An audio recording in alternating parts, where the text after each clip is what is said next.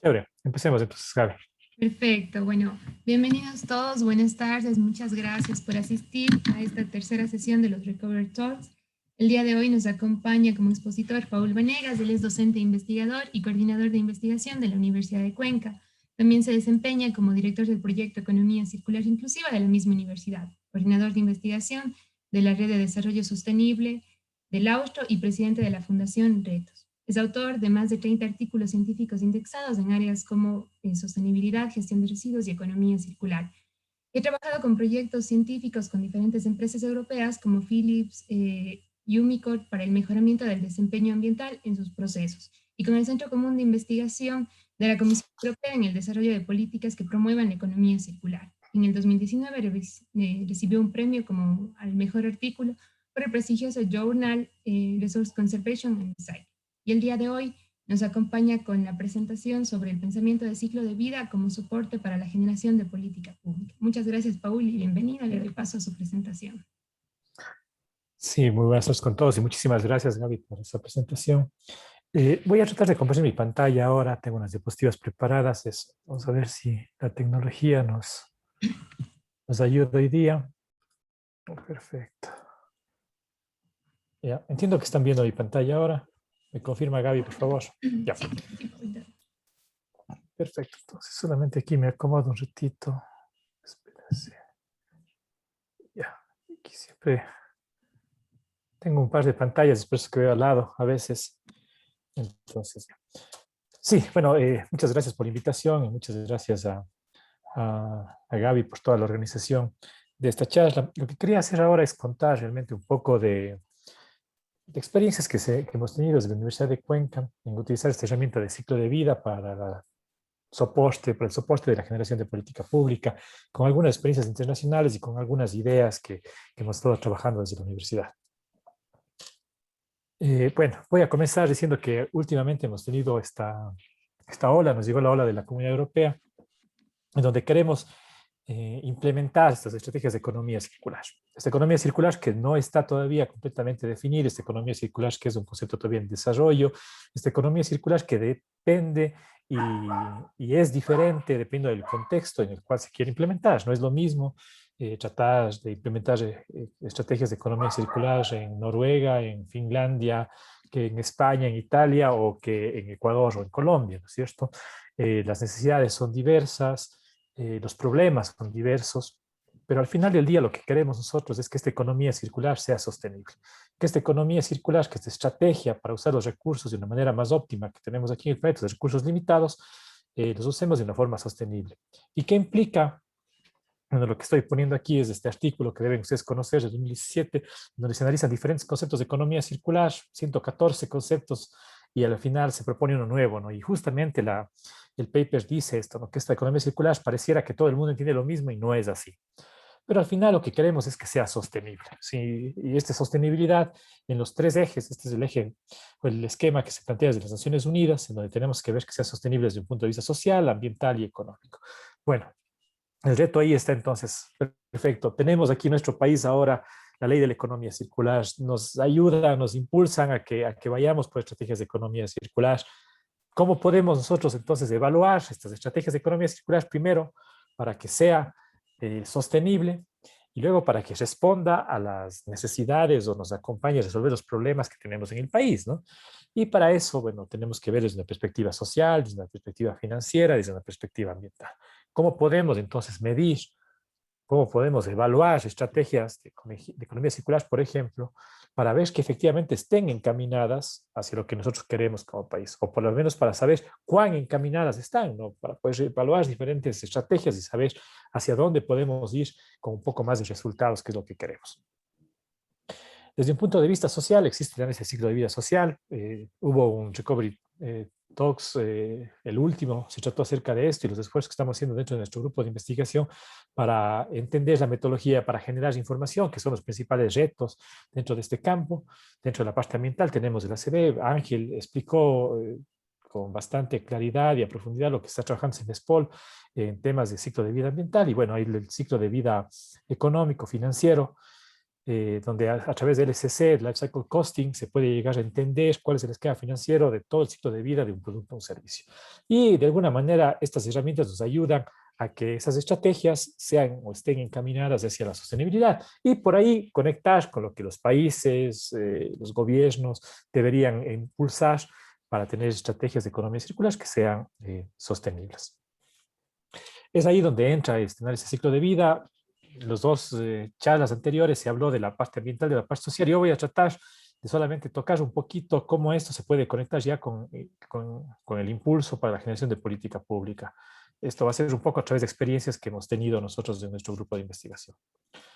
Entonces, lo que vamos a hacer es eso, este life cycle thinking, esta idea de pensar en todos los ciclos, en todas las etapas del ciclo de vida de un producto o servicio, que se implemente para guiarnos, ¿no? Y para evitar que se muevan las cargas, ¿no? Ciertas cargas que si evitamos aquí en alguna fase del ciclo de vida ciertos impactos, no se trasladen en estos otros lados y que podamos de esta manera estar seguros de que estamos yendo por un buen camino. Esa es un poco la idea, como ustedes conocen.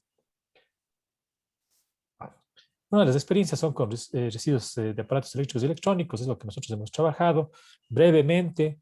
El tratamiento de estos residuos eléctricos y electrónicos es uno de los flujos de residuos tiene la tasa de crecimiento más alta a nivel del planeta, algo como 50 millones de toneladas al año. Las Naciones Unidas y muchos otros organismos han impulsado proyectos para resolver esta problemática por las cantidades, pero también por las implicaciones que tienen estos residuos. ¿Qué implicaciones? Primero, que poseen un valor económico alto. Tenemos metales preciosos, por ejemplo, ahí. No solo eso, también tenemos metales ferrosos, aluminio, plásticos, que tienen un valor comercial, un valor financiero y valor ambiental alto. Pero también tienen algunas sustancias que si no son tratadas adecuadamente pueden ser tóxicas para la salud humana y puede llegar a ser, por ejemplo, cancerígenas. Entonces hay esta dicotomía, ¿no? Es un tipo de residuo que crece mucho, es el que más rápidamente crece. Por otro lado, tiene valor económico, hay varios metales que nos interesaría sacar de ahí, y por otro lado, si no se trata adecuadamente, presenta un serio riesgo para la salud. Entonces, esto hace que sea interesante trabajar con ese tipo de residuos. Normalmente se analizan en 3 etapas: la recolección, el preprocesamiento y el procesamiento final, siendo el preprocesamiento básicamente procesos mecánicos en donde se desarma, se cambia, se usan materiales básicamente de los equipos electrónicos, pero no se cambia ninguno de los elementos, no se hace ninguna transformación de estos materiales. Y el procesamiento final, en donde sí se insertan procesos químicos que cambia un poco la composición de esos materiales y nos ayuda a que estos materiales sean ya utilizados o sean utilizables para otros productos o servicios, que es al fin y al cabo el objetivo de esta cadena de reciclaje. Lo que voy a hacer ya. Algunos de los problemas que esto conlleva. Primero, que se estima que alrededor de la mitad de los residuos eléctricos y electrónicos son exportados a países en vías de desarrollo. Y ahí son tratados en condiciones subóptimas, ¿no? Esta foto es una foto real de algún reportaje fotográfico que fue famoso en el 2009 más o menos, en donde se reportaba cómo vivían esos recicladores en Ghana, ¿no? Y esta es una foto de los recicladores extrayendo, en este caso preciso, cobre, el cable de los aparatos, quemando estos aparatos para quemar este PVC, este plástico que está cubierto, que recubre los cables, y después tener el cobre que era fácilmente comercializable, que tenía un valor relativamente alto y que era fácil de extraer, ¿no? Era sacar los cables y quemarlos básicamente. Sin embargo, esto no es lo más saludable, por supuesto, y tampoco es lo más eficiente en términos ni económicos ni ambientales. Entonces, ese es un problema, ¿no? Que los electrónicos, los residuos electrónicos no son tratados en los países donde normalmente se consumen, sino mucho de esto, cuando se convierte en residuos, es exportado hacia países en vías de desarrollo. Aquí hay un mapa de las Naciones Unidas donde hay uno de los mapas de la basura electrónica en este caso, y se ve cómo desde Europa, desde América, va, por ejemplo, uno de los hubs de tratamiento de la basura que está en China. Yo estuve en una de estas ciudades, justo en esta ciudad aquí en China, y claro, es una ciudad enorme, donde está todo tipo de residuos electrónicos y se los desarma, se los trata ahí. Esto está cambiando. China puso algunas restricciones de qué es lo que puede entrar allá, por ejemplo, en plásticos, pero en general este problema es un problema que persiste. Hay algunos temas como la Convención de Basilea, donde impide justamente que esos residuos pasen bordes de países, pero todavía es una problemática. Otro de tratamiento de basura está en África, por supuesto. Bueno, ahora con el escándalo que hubo en el 2009 con lo que pasaba en Ghana, eso está cambiando también, pero se estima que también pasa. Ustedes recordarán que hace un par de años tuvimos una bomba también aquí en el país, donde se veía que muchos de los plásticos que no se pueden ser tratados en los Estados Unidos eran exportados a varios países, entre ellos Ecuador. Era un reportaje de The Guardian en ese tiempo que mencionaba al Ecuador como uno de los destinos de los plásticos que no se pueden tratar por los aditivos que pueden llegar a ser tóxicos en otros países, y como destino tenían países en desarrollo y Ecuador estaba en la lista, ¿no? Eso causó algún revuelo, se cambió el ministro del Ambiente en ese tiempo, recuerdo. Entonces, este tipo de cosas pasan y pasan más frecuente de lo que nosotros podemos imaginar. Voy a presentar una diapositiva que es un poquito antigua, ya del 2010, de una conferencia, esta fue en Viena, en donde este profesor Christian Hagoluke mostraba, ¿no? Decía, bueno, es cierto, muchos de estos procesos en países en vías de desarrollo tienen algunas complicaciones ambientales, pero aquí en este ejemplo estamos tomando el oro, la cantidad de oro como proxy, la cantidad de oro que se recicla, que se extrae adecuadamente, como proxy para ver, para evaluar la eficiencia de los procesos en países en vías de desarrollo y países desarrollados, y veíamos que la parte de arriba, bueno, este aquí significa en Alemania, el profesor es alemán, decía que los sistemas de recolección llegan al 50%. Este otro 50%, ya hablamos en la diapositiva anterior, desaparece y se estima que mucho de esto termina en países en vías de desarrollo. Luego de eso se tienen procesos mecánicos básicamente automatizados, esto es por los altos costos de la mano de obra, y aquí es donde la entropía aumenta, y al aumentar la entropía aumentamos el desorden. Si trituramos primero, por los procesos basados en trituración, y luego para poder ordenar todos los materiales y poderlos usar, reducir la entropía, eso requiere mucha energía, es decir, dinero, lo cual es un tema que al tratar de ser sostenible esto financieramente, la extracción, la cantidad de materiales que se pueden extraer cae a un 25%. En este caso de oro como proxy. Y finalmente, en Europa tienen sistemas de alta tecnología, de muy alta tecnología, refinerías de muy avanzada tecnología que extraen muy eficientemente los materiales, en este caso los materiales preciosos, un 95% de eficiencia.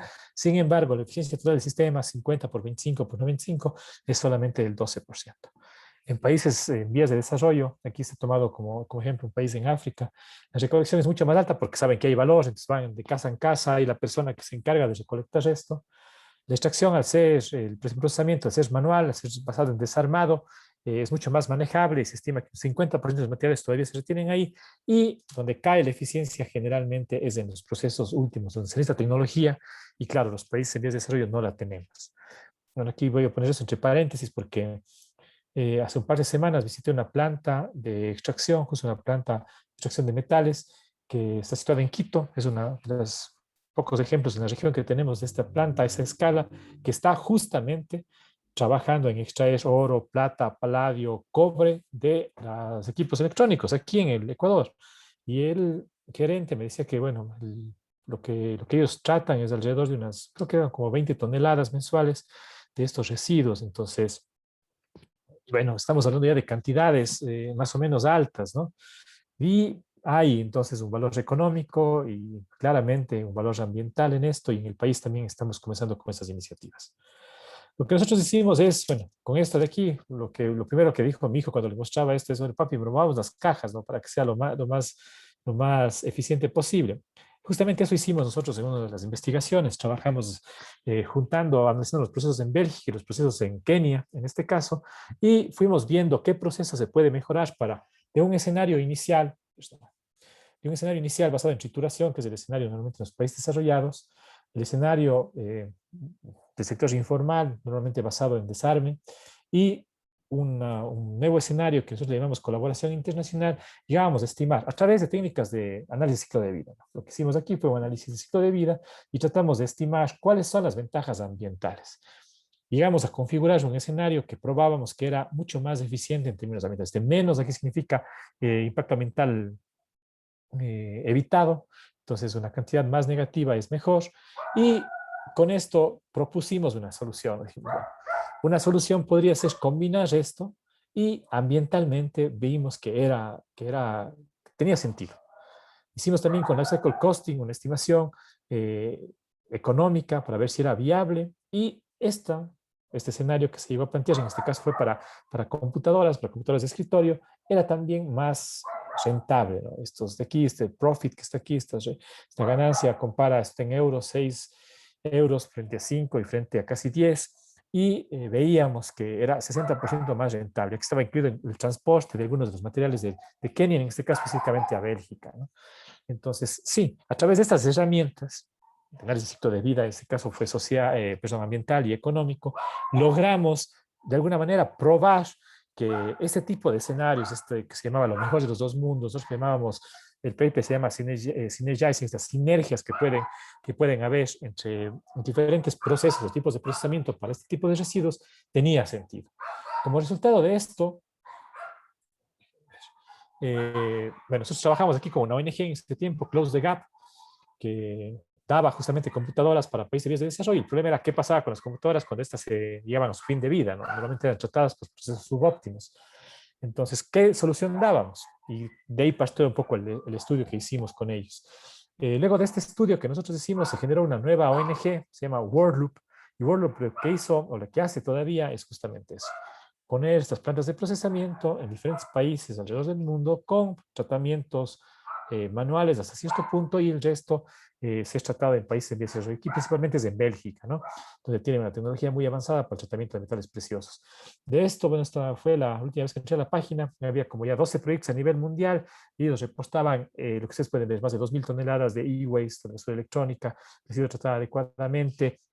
Aparte de eso, se generaron trabajos dignos en los países donde se implementaban este tipo de plantas. Lamentablemente, bueno, en ese tiempo todavía no pudimos hacer aplicaciones de análisis de ciclo de vida social, pero sonaba a que era bastante bien. O sea, cuando se contrató a la gente, por ejemplo, para la planta en Kenia, la gente que quería aplicar por el sueldo, ¿no?, a desarmar y ayudarnos con esto, eran algunos con título profesional de tercer nivel. Entonces era bastante bien. Bueno, esta es una de las primeras experiencias, ¿no? Y todo esto logramos, digamos, una forma de convencer a través de utilizar estas herramientas de análisis de ciclo de vida. Con estas ideas, luego volvimos a tratar de ver, bueno, cómo podemos mejorar los procesos todavía en países desarrollados. Es una foto de una planta en Holanda, en donde se ve un poco cómo se trabajaba la gente con sus protecciones, con equipamiento, todo organizado, con estos pallets que nos ayudaban a transportar las cosas. Pero eran básicamente procesos de basados en trituración, como les comentaba, donde a través de una trituradora se quería separar los diferentes materiales, y finalmente llegaba a la planta de Umicore, una empresa muy conocida en esto, que es una refinería que extrae justamente materiales preciosos de residuos de equipos electrónicos. Está todo en Amberes. Era antes una fábrica minera y se convirtió ahora en una planta de reciclaje, que es como ellos se venden, y esto ha tenido un impacto muy bueno en su imagen a nivel europeo.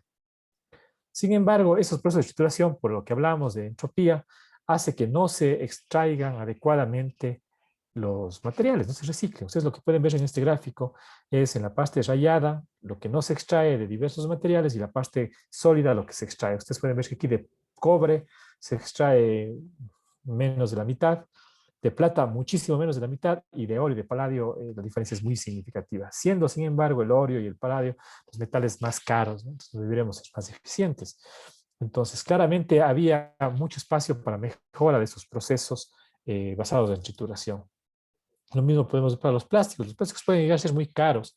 El PCABS, por ejemplo, que es el que está en la parte de abajo, que es uno de los plásticos que más se utiliza, como ustedes pueden notar, en los equipos electrónicos, tiene fósforo, tiene algunas cosas que hace que tengamos un proceso no tan lineal, o sea, un proceso más o menos todavía medio caótico para reciclar, pero es un plástico muy costoso. Esto de aquí estamos hablando de más o menos 2.5 euros por kilo, la última vez que yo revisé. Entonces, y aparte está bastante, ¿no? O sea, una carcasa de una tele, por ejemplo, hecho de PCB, tiene 2 kilos. Entonces, claramente tendríamos ya 5 euros en plástico. Entonces, eso económicamente, financieramente, tenía muchísimo sentido, y ambientalmente es similar. O sea, es un material que también tiene algún impacto en la generación. Entonces, deberíamos poder reciclar. Sin embargo, con estos procesos no pasa, y tenemos aquí que, bueno, de HIPS es el plástico que más se recicla. Eso es poliestireno de alto impacto, pero el resto de plásticos prácticamente no se recicla. Lo que está hecho aquí es con análisis de ciclo de vida.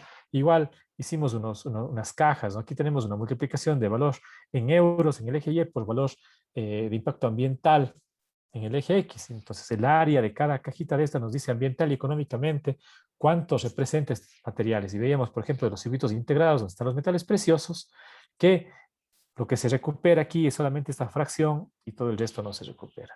En los plásticos pasa lo mismo. Lo que recuperamos de una manera más eficiente en este caso es en los metales ferrosos y el aluminio.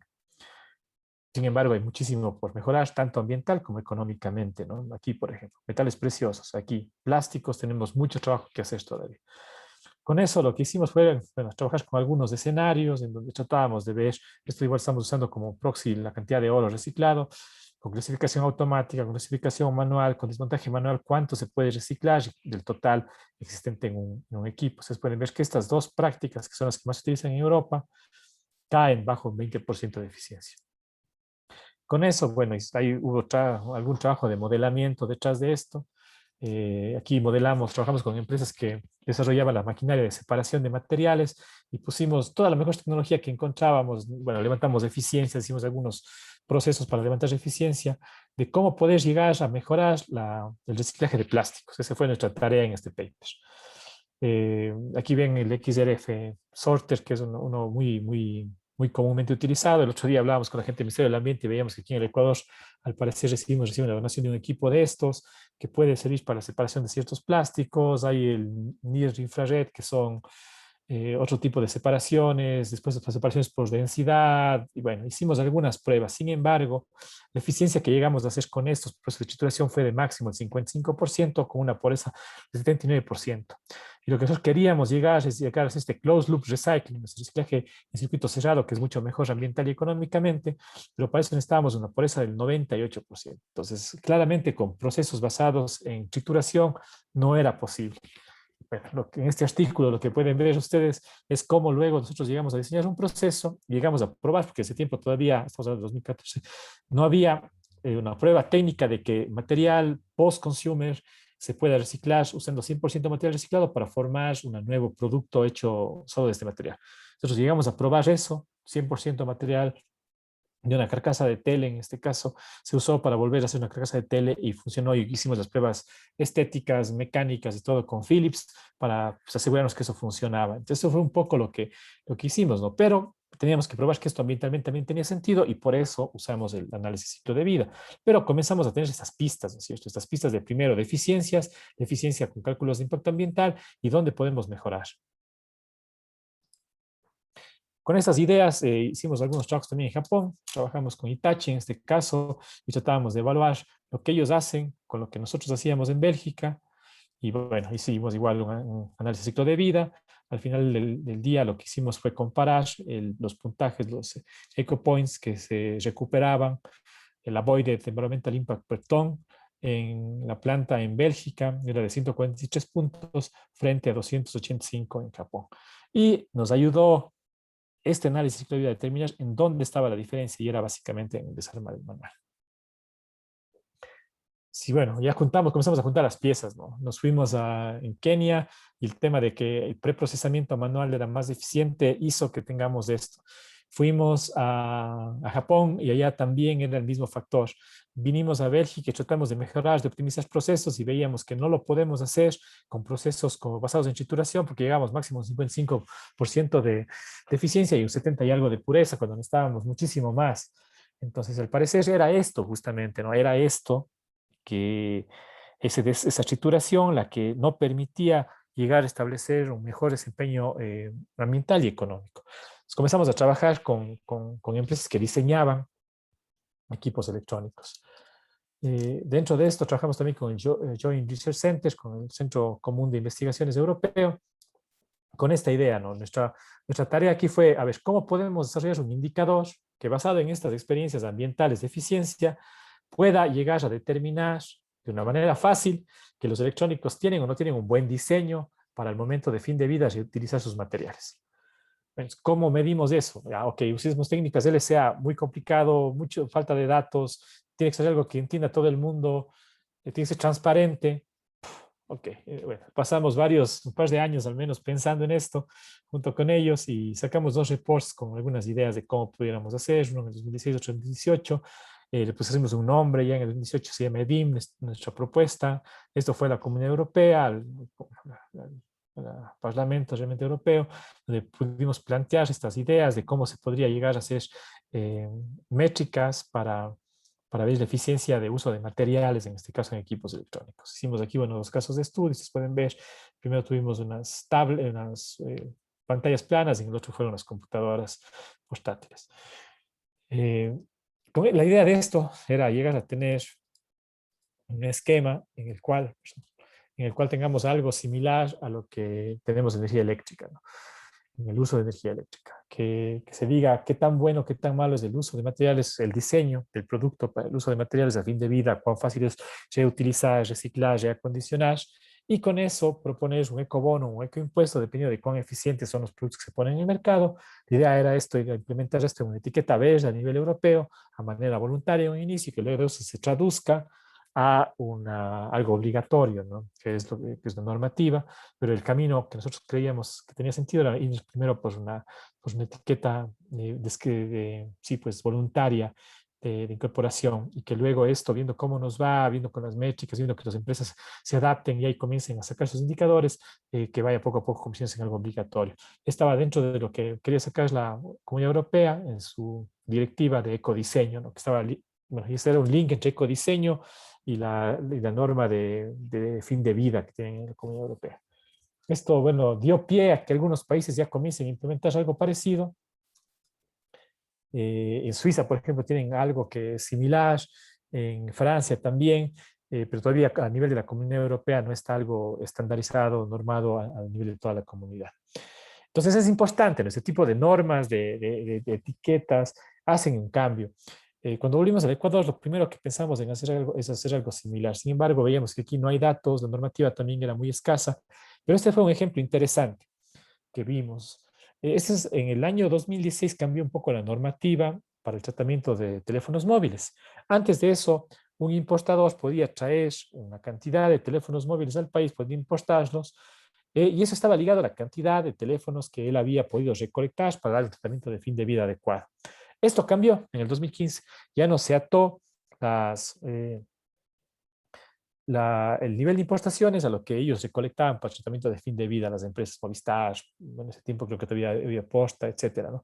Y lo que vemos es lo que está en la flecha, ¿no? De 226,000 más o menos unidades que se recolectaban y que era un poco lo que trataba, se cayó a 41,000 por este cambio en la normativa. Entonces, esta normativa que debería ser basada en ciencia, debería ser basada en datos, como un poco lo que yo traté de mostrarles, sí tiene un impacto en lo que puede como país o lo que se puede como país hacer.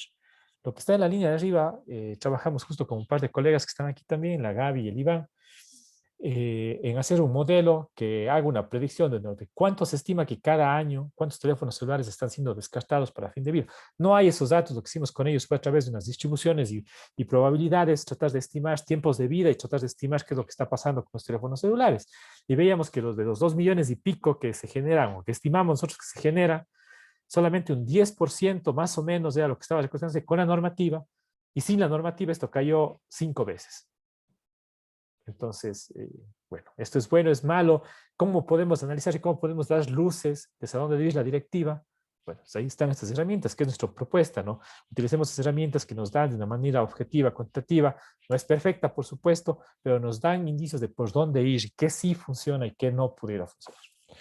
Esto que pasó en el Ecuador, aquí justo con la Gaby, con el Iván, veíamos un poco qué es lo que pasa, nos dábamos cuenta de que muchos de los teléfonos celulares están almacenados en la casa, ¿no? El velador, en el closet, tiene un apego, tiene cierto apego emocional, tiene también cierta resistencia, porque normalmente son equipos caros y uno quisiera recibir algo a cambio, no los descarta sino más. Aparte, al ser pequeños, es fácil que estén por ahí, no nos estorban mucho, y eso, bueno, analizamos algunas causas también de por qué se da esto y de por qué es difícil o puede ser difícil llegar a recolectar más de estos teléfonos.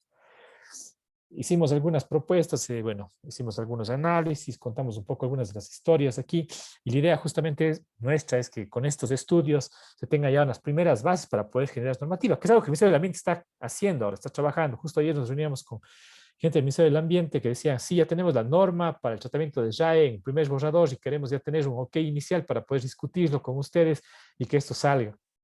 Bueno, entonces dicen, queremos que ustedes nos ayuden ahí.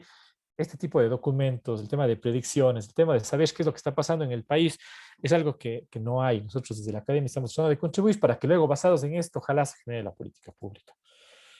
Bueno, quería contar también rápidamente que a partir de estas investigaciones iniciales propusimos un proyecto a la cooperación suiza y con ellos, bueno, estamos ahora en el reto de implementar justamente el reciclaje responsable y sustentable de residuos eléctricos y electrónicos en el Ecuador. Esto es con el ETH Zurich, estamos con la EMAC trabajando aquí dentro de la Universidad de Cuenca y bueno, tenemos más partners, ecopartners, tenemos Solentales, que es una empresa de reciclaje allá en Suiza. Pero un poco bueno, eso yo les cuento un poco lo que hicimos en Europa, ¿no? Pero en Europa teníamos la ventaja de que teníamos datos.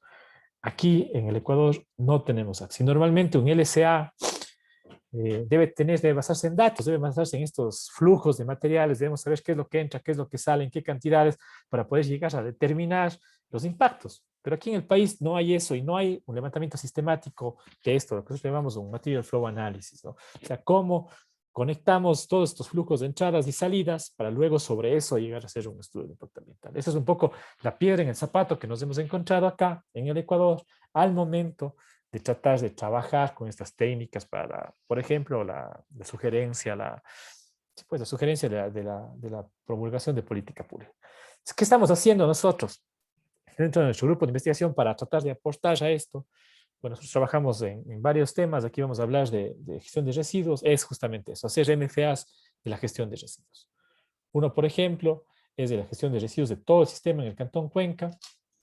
Aquí tenemos, bueno, estos gráficos difíciles, un poco complicados, pero es eso, ¿no? Es un material flow analysis, la gestión de residuos en el Cantón Cuenca. Lo que estamos tratando de hacer es levantar esto. Nos ha costado mucho trabajo, todavía estamos ahí parados con un par de encuestas que queremos levantar con el MIPRO, pero la idea es llegar al fin a tener datos de qué entra, qué sale, hacia dónde se va, para sobre esto poder llegar a hacer análisis de impacto ambiental. Estos son los primeros pasos si queremos luego formular algo más avanzado que sirva para la propuesta, la sugerencia de política pública.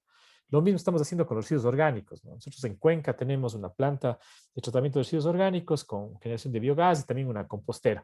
¿Qué hicimos aquí? Bueno, aquí también trabajamos con Ángel en una tesis de maestría, no sé si Ana María está por ahí, pero con ellos analizamos la planta de biogás. Aquí está analizado todo el resto, o sea, qué es lo que pasa en la planta de biogás, lo vimos en esta tesis, y el resto aquí, qué pasa con el compost, qué pasa con el resto, de dónde viene eso, está planteado en este MFA, y la idea de esto es, bueno, ok, tenemos ahora ya todo esto, sabemos entradas, salidas, comencemos a cuantificar impactos, y bueno, sobre esto nomás ya podemos hacer cierto análisis de mejoras. Bueno, aquí suena que no está funcionando tan bien, pero con análisis económicos, el exacto cost, análisis ambientales y de pronto tal vez la incorporación de algo social, pudiéramos tener ya claridad en qué sugerir, en dónde mejorar, dónde están estos hotspots que se llaman, estas zonas calientes, estas zonas de atención que deberíamos tener en el sistema.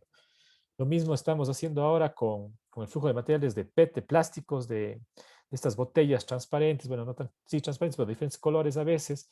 Y tenemos una primera versión ya, justo la semana pasada, bueno, hace 2 semanas, realmente estuvimos trabajando con empresas en una primera ronda de entrevistas. La semana que viene tenemos un segundo acercamiento y estamos tratando de juntos construir qué es lo que está pasando con el PET en el país.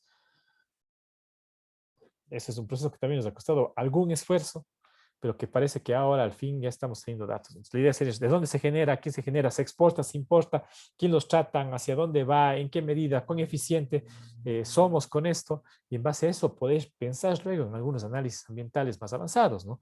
Pero tener esto a nivel país, a nivel cantón, es un reto, es un reto y es un reto que nosotros hemos estado asumiendo para poder generar esta información inicial que luego sirva para esos análisis ambientales, económicos, sociales, que nos permitan ayudar para la toma de decisiones y para la generación de política pública.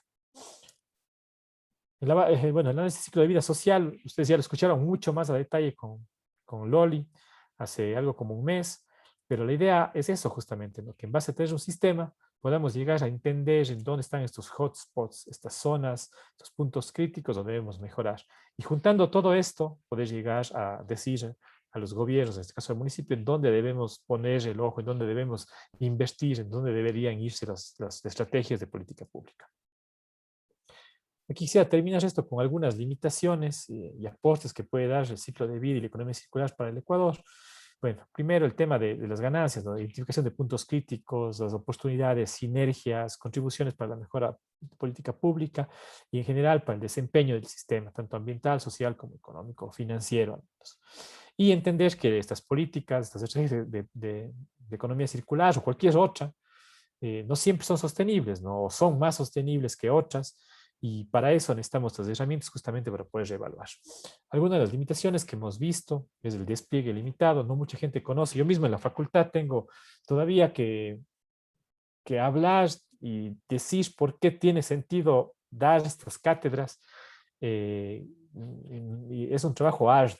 No todo el mundo está convencido, no todo el mundo quiere convencerse. Entiendo que Ángel ha hecho ahí un trabajo ya arduo durante varios años y parece que ya ha posicionado esto dentro de su universidad, pero en la Universidad de Cuenca eso todavía es algo extraño, algo que unos poca gente está trabajando en esto.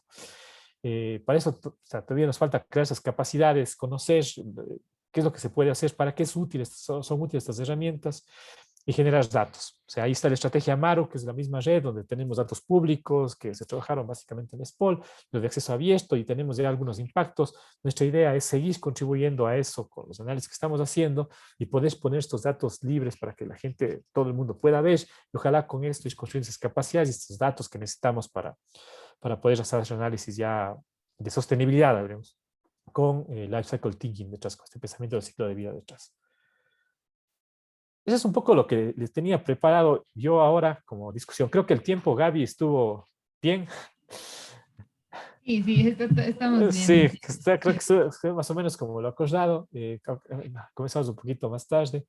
Entonces, la idea era darles unos destellos rápidos, unas imágenes, tal vez algo provocativas, y ojalá poder tener un par de preguntas, según lo que entendí por el tiempo, la Gaby, ahora para poder conversar.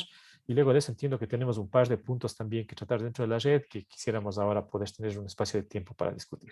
Eso nada más. Muchas gracias por la atención. Gracias, Gaby, por la organización y por la invitación a todos. Listo, Pablo, muchas gracias por su participación. Y bueno, pues ahora estaría abierto el espacio para las preguntas. No sé si tal vez con la manito levantada o abriendo su micrófono, como deseen, podrían intervenir.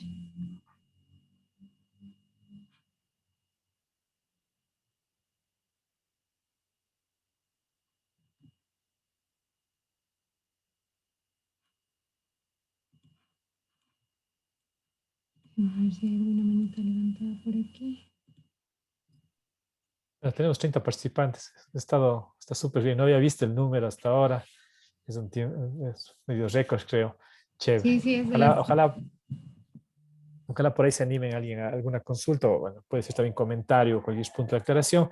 Y si no, bueno, Gaby, tenemos un tiempo extra para las conversaciones y discusiones. En el chat había un mensaje de Alberto Tamariz sobre, me parece que inversiones para el tema de minería industrial y reciclar, pero no sé si tal vez aquí quería formular una pregunta, ¿no? No sé si está igual conectado, pero estaba en el chat, entonces.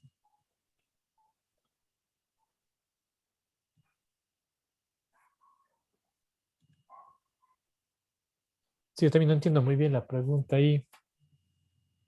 Sí, por aquí, Damián Busnea tiene una pregunta, Damián, igual te doy paso. Chévere. Hola, buenas tardes con todos, Paul. Muchas gracias por la explicación, la verdad, bastante amplia en lo que se está abordando y mucho más interesante teniendo esa visión global. Justamente, mi pregunta es, mencionaste hace un momento que hubo un acercamiento con lo que es el Ministerio del Ambiente. Mi pregunta es, de esa reunión, ¿hacia dónde están dirigiéndose ahora mismo los esfuerzos en temas de política pública para la gestión de estos residuos y al mismo tiempo por conseguir un poco o encontrar fuentes de información que permitan encontrar datos, que al final es la base que logra generar investigación y por ende también avances en estos temas, ¿no? Entonces, ya que existió este acercamiento, tu lectura, el tema de política pública, ¿hacia dónde se está dirigiendo el Ecuador ahora mismo? Sí, bueno, Daniel, chévere, muchas gracias por tu pregunta, es interesante. A ver, desde el Ecuador tenemos algunas estrategias y algunas propuestas de política pública, ¿no es cierto? Se sabe en la ley esa de economía circular, la cual participamos como equipo, todos nosotros. Pero dentro de residuos eléctricos y electrónicos, tal vez, Damián, lo que me faltó comentar es que hay un proyecto financiado por el Fondo Ambiental Mundial, el GEF, y por las Naciones Unidas, para, bueno, tienen como que tres objetivos grandes en la región en Latinoamérica, ¿no?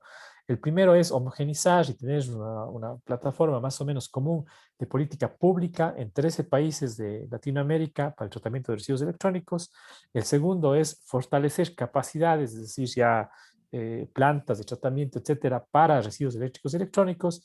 Y el tercer objetivo es incorporar esto dentro de los currículos y los lineamientos de las universidades en la región, a través de programas de maestría o incluso incorporar esto o parte de eso dentro de los programas de pregrado que se manejan en la región.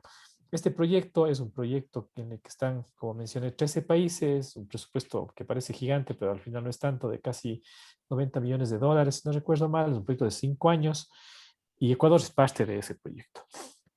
Cada país tiene un coordinador, esto lo hace a través del Ministerio del Ambiente en cada país, y estas personas son las encargadas de eso.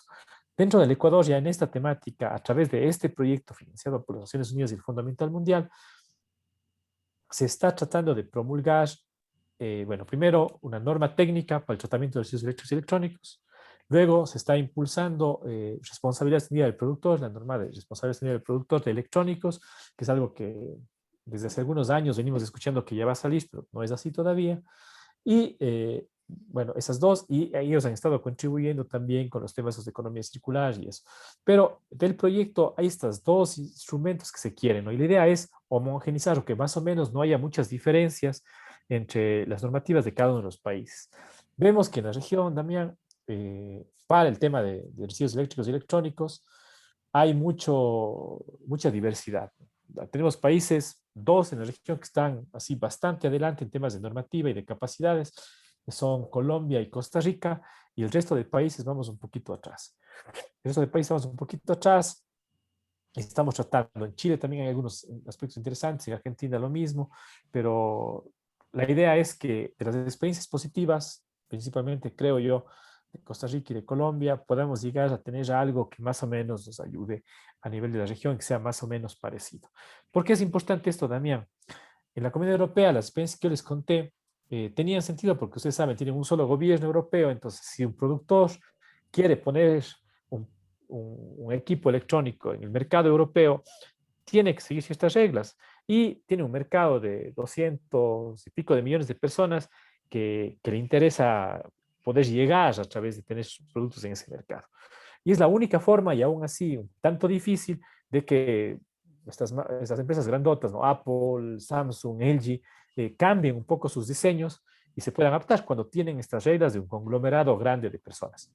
Si nosotros aquí en la región queremos, Ecuador dice, no, yo no voy a recibir ese equipo si tienen esto, a lo mejor no tenemos un poder de negociación grande en un mercado tan pequeño como el ecuatoriano.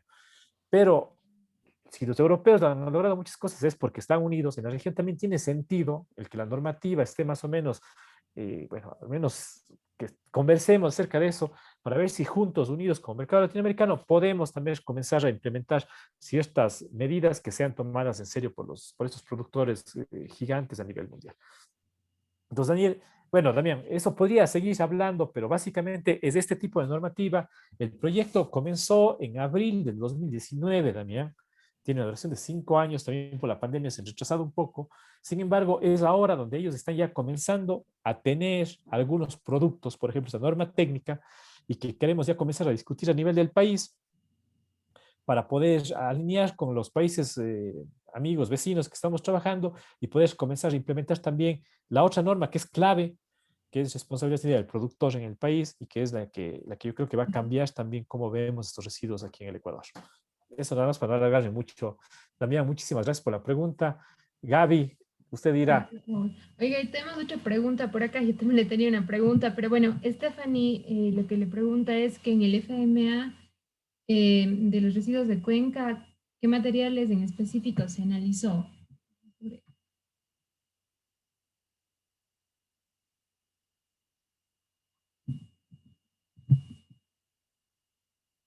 Paul, creo que está con el micrófono. A ver, Stephanie, bueno, muchísimas gracias por la pregunta. Ahí, ahí, Gaby. Sí. Ahí, Gaby, sí. Ya, bueno, Stephanie, gracias por la pregunta. A ver, bueno, estamos haciendo algunos MFAs en el grupo acá en Cuenca, ¿no es cierto? Uno, orgánicos. Eso fue una de las cosas que hemos trabajado con la SPOL últimamente.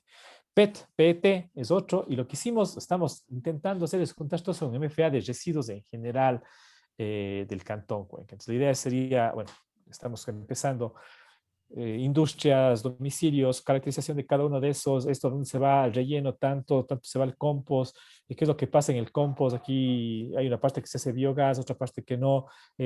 Bueno, hasta ahí estamos en un inicio con alguna claridad, pero también hay otro tipo de residuos, ¿no? Escombros, por ejemplo. Eso sería algo que justo planteamos un proyecto hace un par de meses, que quisiéramos llegar a entender qué es lo que está pasando con los residuos de la construcción y con las escombreras aquí en Cuenca. Y bueno, ahí es interesante porque aquí también hay producción, ¿no? Aquí cementeras, ladrilleras, cerámica en Chavira, Cuenca. Por otro lado, eso, bueno, se distribuye al país. Aquí tenemos stock en las casas. ¿Qué pasa con estas emociones y hacia dónde se va y qué es lo que puede pasar con esto? Entonces, ese es otro de los temas que estamos analizando, que serían los flujos iniciales con los que estamos trabajando, Steph. Eh, bueno, la idea es un poquito a poquito seguir avanzando con el entendimiento de estos flujos para poder llegar luego a analizarlos ya con algunas herramientas de ciclo de vida. Ujú. Gracias, Paul. No sé si alguien más tiene una pregunta. Y si no, Paul, yo quería hacerle una en su experiencia igual con las empresas y trabajando con las empresas, dado que este es un actor sumamente importante, sobre todo en el manejo de datos, ¿no? Y es un actor difícil al que debemos llegar. Algunas estrategias, por ejemplo, yo escuchaba que usted había trabajado con algunas empresas a nivel europeo aquí en el Ecuador, y el acercamiento con las empresas, a veces de la academia, para manejar sus datos es un poco difícil, se podría decir. Ellos hacen algunas iniciativas propias, pero quizás a veces no tan detalladas. Algunas, no sé, estrategias que se puedan aplicar por ese lado, ya que es un actor importante de vincular en los procesos, sobre todo de generación de política pública. Sí, a veces una pregunta, muchas gracias, y bueno, pone un poco en conflicto, pero a nivel europeo estas cosas están mucho más claras, ¿no es cierto? Las empresas tienen incentivos para trabajar con la academia tiene bastante presupuesto para investigación, lo que hace atractivo a las empresas trabajar con las universidades. En mi universidad, en la Católica de Lovaina, mi profesor, por ejemplo, el promotor, trabajaba en la universidad a tiempo completo, pero la mitad de su sueldo era financiado por una empresa. Era una empresa de láseres que hacía esos láseres especializados para cortar metal. Entonces, lo que él tenía que hacer no es que trabajaba para la empresa, bueno, la empresa efectivamente pagaba la mitad del sueldo a través de la universidad, y él no es que trabajaba para la empresa, ¿no? Sino él decía, bueno, yo voy a trabajar en estas áreas que son de interés de la empresa, y cada 5 años le doy un reporte de las investigaciones y lo que hemos hecho. Si él tenía su estudiante de doctorado y tenía sus proyectos, y a los 5 años decía, bueno, este avance tecnológico, esto hemos hecho. Y claro, y como la empresa paga de alguna forma, ellos abrían la puerta de la empresa para que las investigaciones se realicen en la empresa y con datos de la empresa, y así mejoraban. Entonces, bueno, eran temas de optimización para que te hagan una idea de qué ganaba la empresa, ¿no? Pero era, por ejemplo, estos láseres consumían bastante energía, y ellos con análisis de ciclo de vida y análisis también económico llegaban a determinar caminos, rutas adecuadas para cortar planchas de metal, que era una de las cosas que se hacía más. Entonces ellos hacían optimización de rutas, etcétera, mejoraban desperdicios, y con eso mejoraban por el uso de energía y desperdicios ambiental y económicamente el desempeño de la empresa. Y así funcionaba. Entonces era completamente normal, al menos en la parte norte de Europa, el trabajar con las empresas. Los alemanes, de la misma manera, tenían sus departamentos de innovación y tenían partes de departamento junto con la universidad y cofinanciaban ciertas cosas. Aquí en el Ecuador eso es muy difícil, al menos para nosotros ha sido muy difícil. Las empresas en alguna parte no tienen claridad de qué es lo que las universidades pueden hacer, hasta dónde se puede contar con las universidades. Nosotros como universidad pública, por ejemplo, tenemos muchas deficiencias en cuanto a la gestión de recursos. Entonces las velocidades entre la empresa y la universidad son muy diferentes. Las empresas quieren las cosas rápido, son ágiles ellos en la gestión de recursos. Las universidades somos lentos, lamentablemente hay que decirlo así, en la gestión de recursos. Comprar pasajes, comprar equipos es un tema que toma tiempo, y según lo que entendí de la última conversación que tuve hoy, cambió la reglamentación desde el 1 de agosto y ahora va a ser aún más complicado. Entonces, claro, se confunde un poco el control de la corrupción con esos procesos que en cambio nos paralizan y no hace no hace posible hacer nada desde el sector público. Entonces, ese es un primer escollo que tenemos. Estas diferencias en tiempos, un poco la burocracia que tenemos al interior de las universidades públicas. El siguiente es que todavía hay este desconocimiento, diría yo, en lo que nosotros como universidad somos capaces de hacer y lo que las empresas necesitan también. Nosotros hemos trabajado en la universidad en hacer esos levantamientos y tratar de compatibilizar esas cosas, pero es algo que todavía nos falta.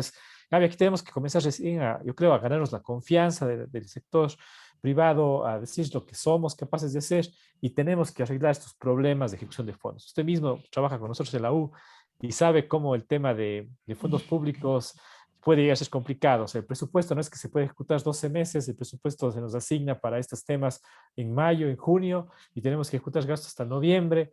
De esa manera, no es posible trabajar y responder ágilmente a requerimientos del sector privado. Hasta ahí, porque pudiera seguir hablando toda la tarde, Gaby, de esto. Muchas gracias, Paul. Bueno, no sé si alguien más quiere dar algún comentario. Veo que Alberto ha estado mencionando algunas cosas sobre minería de reciclaje. Tal vez no sé si él quería formular una pregunta. Pero bueno, si no, y tal vez no hay mucho más por este tema, podríamos dar por concluida la presentación de Paul y tal vez en este par de minutitos que nos sobran podríamos conversar un par de temas de la red, unos anuncios generales que queríamos hacerle, no sin antes agradecerle a Paul por la presentación y bueno, pues a todos por la atención a la misma. Chévere, no, muchísimas gracias, Gaby, a usted y a todos los compañeros de la red por la atención. Perfecto, Paul. Muchas gracias. Y ahora súper rápido de temas de la red. Queremos comentarles que, bueno, pues dado el siguiente Recovery Talks que teníamos planificado, estaba para agosto, pero cae justo en un periodo de cierre de algunas universidades y demás. Entonces, por eso, bueno, a nivel de directorio estuvimos conversando un poquito con esto y se ha dado, hemos acordado que quizá el próximo Recovery Talk se trasladaría directamente a la sesión de septiembre por esta razón. Entonces, era algo que les queríamos comentar. Y algo adicional que también queríamos hacerles, la invitación es, se había mandado un formulario en donde recolectábamos alguna información, sobre todo de los intereses de los diferentes miembros para acoplarse a algunos grupos de trabajo de la red. Entonces el link de ese cuestionario sigue abierto, es invitarles a todos los miembros a que lo puedan llenar como para tener ese barrido y pues poder empezar a operativizar esos trabajos ya un poco más a nivel de grupo de trabajo, a nivel de la red. No sé si tal vez ahí Ángel o Loli tienen algún comentario más o algún anuncio más. Tal vez.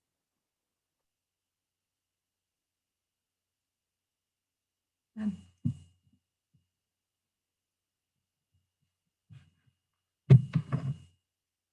Creo que no. No, no, Gaby, de mi parte no. Entonces, tal vez de mi parte tampoco. Perfecta. Entonces, quizás ahora solamente les pidiera a las personas que pueden prender sus cámaras como para tener el recuerdo de esta tercera sesión y podríamos dar por concluida la...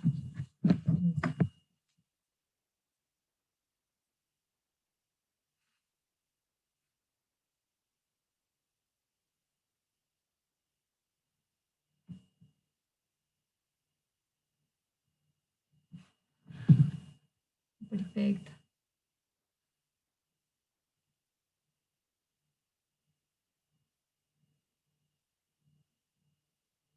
Todavía nos faltan algunos más, no sé si se animan.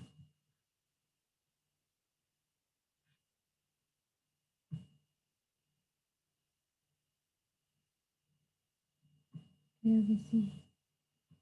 Bueno, pues estamos por ahora. En la cuenta de 3 les saco un par de capturitas como para tener. 1, 2, 3. Y ahorita por si acaso. 1, 2, 3. Perfecto. Listo. Muchísimas gracias por su asistencia. Igual les esperamos y les estaremos pasando las diferentes comunicaciones y la invitación al siguiente Recovery Talks. Y bueno, nada, finalmente hacerles una invitación a todos los miembros, igual que este espacio es un espacio abierto, entonces estamos interesados en que las personas que deseen, pues, exponer alguna temática de relevancia o que consideren de interés, me puedan contactar para agendar las siguientes sesiones para que este espacio, pues, pues siga desarrollándose como lo ha venido haciendo hasta ahora. Y eso sería. Muchísimas gracias a todos y pues nos vemos en la siguiente sesión. Hasta luego. Muchísimas gracias. Hasta luego, gracias. Gracias, hasta Gracias, luego. hasta Chao luego. con todos, gracias. Gracias.